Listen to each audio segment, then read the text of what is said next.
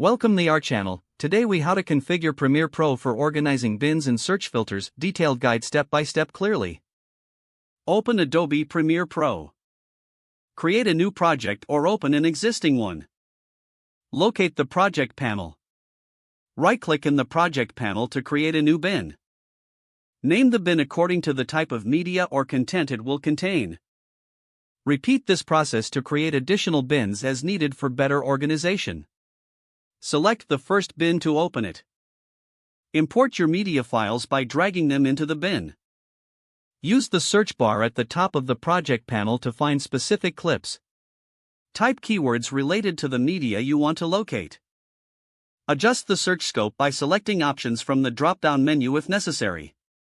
To create a search filter, click on the filter icon in the project panel.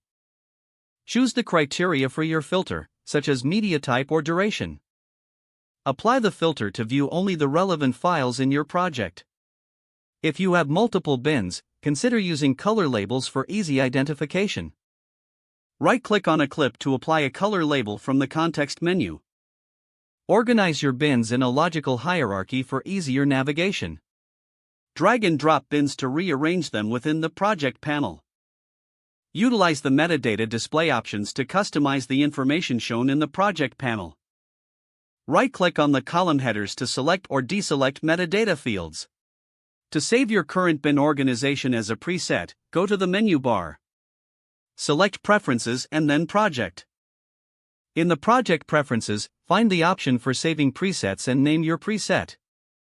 Click OK to save your customized setup. Regularly revisit and update your bins as your project evolves.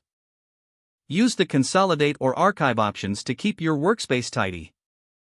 Close Premiere Pro when you finish configuring your setup. Your bins and search filters are now optimized for efficient media organization.